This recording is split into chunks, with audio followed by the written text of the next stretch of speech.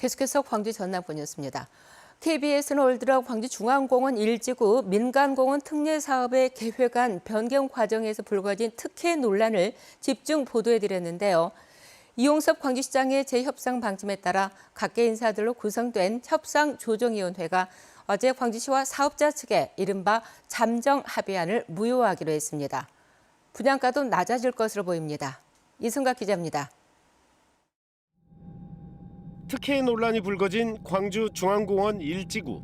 광주시는 전용면적 200제곱미터의 80평형대 초대형 아파트 공급과 용적률 상향 등 사업자의 요구를 대부분 수용했습니다. 올 들어 KBS 보도로 논란이 커지자 최근 광주시는 각계 전문가들로 협상조정위원회를 구성해 사업계획을 재검토해 왔습니다. 조정위원회는 한 달여 논의 끝에 사업자 요구를 대부분 수용한 이른바 잠정 합의안을 사실상 자동 폐기한다는 데 의견을 모았습니다.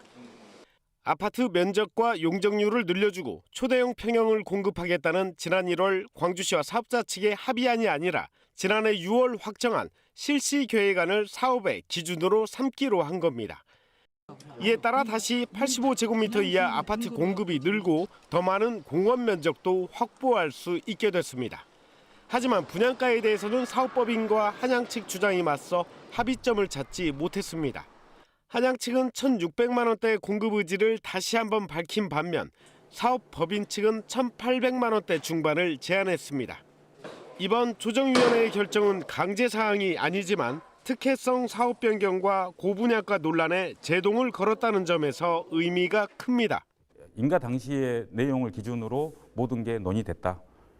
비공원 시설 면적도 원래대로 조금 줄어들게 됐고 용적률 같은 경우도 늘어난 것이 원상 복귀되는 그런 효과가 있었다. 조정위원회에 권고가 나왔지만 중앙공원 사업법인 측의 부실한 이행 보증과 법인 내부 소송전 등 사업 추진을 위해서는 아직도 넘어야 할 산이 많습니다. KBS 뉴스 이성각입니다.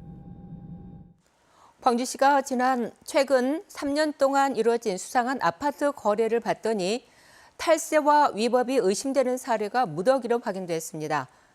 부모로부터 아파트 구입 자금을 지원받고도 제대로 신고하지 않는 등 꼼수 증여도 적지 않았는데요. 광주시는 부동산 거래 의심 사례를 지속적으로 확인한다는 입장입니다. 보도에 최송현 기자입니다. 광주시가 5개 자치구와 합동으로 2018년부터 지난해 10월까지 아파트 거래 720건을 살펴봤습니다. 조사 대상은 국토부가 의심 통보한 390건에 미성년자와 30살 미만 3억 초과 구매자, 외지인의 6억 초과 아파트 거래 등인데 이 가운데 21%인 157건이 불법 거래가 의심되는 것으로 나타났습니다. 대표적으로 7억 아파트를 구매한 A씨, 5억 원은 대출을 받고 2억 원은 차용증을 쓰고 부모에게 빌렸다고 했는데 이자를 지급한 적은 없고 증여세 납부도 하지 않았습니다. 이처럼 가족 간 편법 증여를 포함해 중개 수수료를 신고하지 않는 등 탈세 의심 건수만 100건에 달합니다. 광주시는 이를 국세청에 통보할 예정입니다. 전매 제한 기간에 가족 간 분양권을 거래했거나 아파트 매수자의 부모가 매매 대금을 지급하는 명의 신탁 등 19건은 경찰에 수사 의뢰할 방침입니다. 이른바 다운 계약서를 통해 실제 거래 가격을 허위로 신고하는 등 부동산 거래 신고 위반 13건에 대해서도 과태료 처분이 내려질 예정입니다.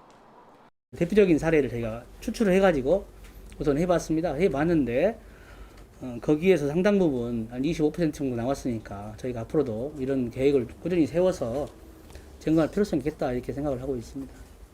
지역별로는 전체 적발 건수의 40%가 광산구에 몰려 있었고 서구와 북구, 남구, 동구 순으로 나타났습니다. KBS 뉴스 최송현입니다. 국민의힘과 합당을 추진하고 있는 안철수 국민의당 대표가 어제 광주를 방문해 당원들과 함께 간담회를 개최했습니다. 간담회는 비공개로 진행됐지만 간담회 이후 안 대표는 기자들을 만난 자리에서 합당과 관련해 우려를 표하는 의견도 있었고 찬성하는 당원도 있었다면서 합당 시기와 방법에 대한 다양한 의견들도 검토해 논의를 계속하겠다고 밝혔습니다. 안 대표는 또 바른미래당이 결과적으로 실패한 점을 언급하면서 이번에는 같은 실수를 반복하지 않도록 충분히 당원들의 의견을 듣겠다고 덧붙였습니다. 감수하겠습니다. 국토교통부가 오늘 4차 국가철도망 구축계획 공청회를 열 예정인 가운데 광주시 의회와 전남도의회가 지역의 주요 철도 구축 계획을 국가철도망 사업에 포함시켜줄 것을 요구했습니다. 광주시 의회는 성명서를 통해 우리나라 교통망은 수도권과 연결되는 남북축을 중심으로 구축돼 동서 간 불균형이 발생했다며 이를 해소하기 위해서 광주와 대구를 연결하는 달빛 내륙철도를 국가철도망 계획에 반영해야 한다고 주장했습니다.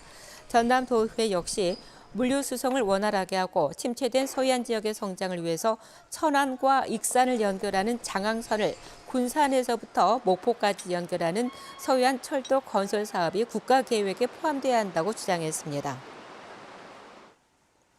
코로나19 상황이 길어지면서 학교 후 아이들을 돌보는 긴급 돌봄 시스템이 어느 때보다 중요해졌는데요. 정부가 내년까지 초등학교 돌봄 전담사를 확충하겠다고 밝혔지만 일부 사립학교 등에서는 돌봄 전담사들이 불안정한 고용과 처우로 고통받고 있습니다.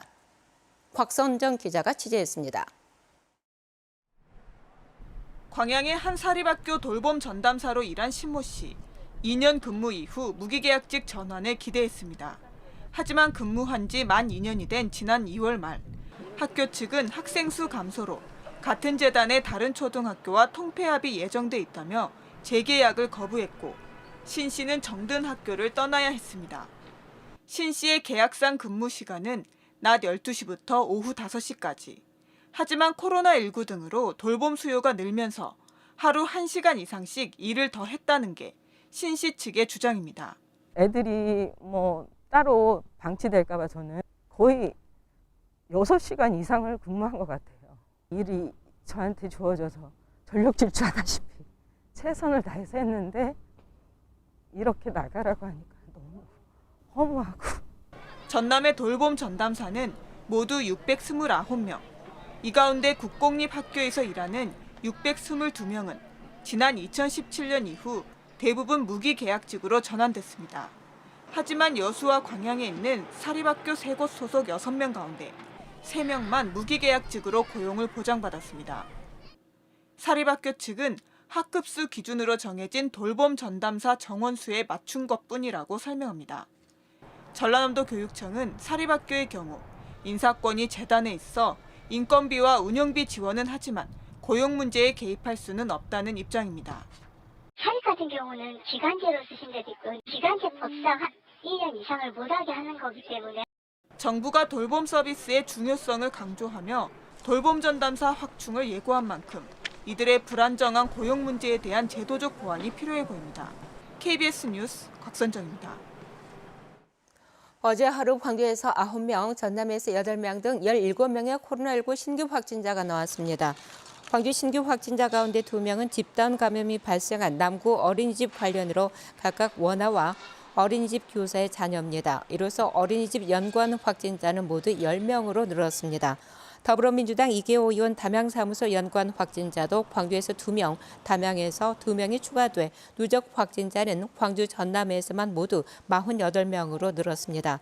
또 어제 광주에서는 전남대 교수도 확진 판정을 받으면서 동선이 겹친 대학 건물 일부가 임시 폐쇄되기도 했습니다.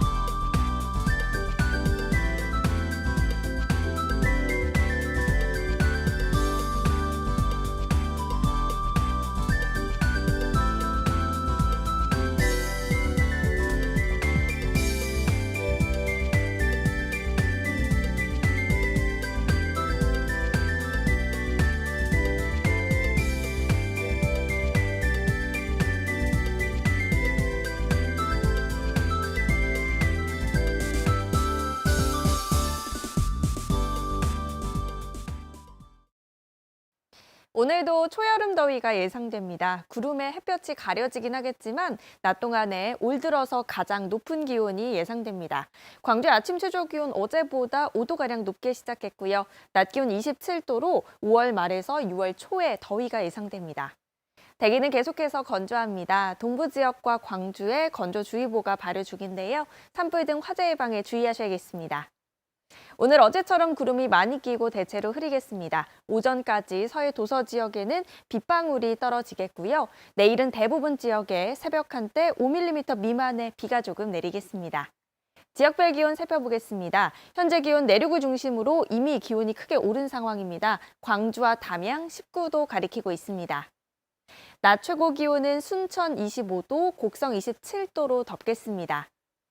목포의 낮 최고 기온 23도, 강진과 해남, 진도 22도까지 오르겠습니다.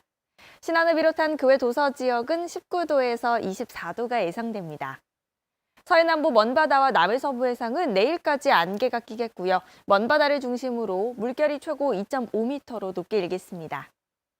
내일 새벽에 비가 내리고 일찍 찾아왔던 더위는 조금은 누그러질 전망입니다. 날씨였습니다. 오늘 새벽 3시쯤 장성군 장성읍의 한 비어있는 점포에서 불이 나서 1시간여 만에 꺼졌습니다.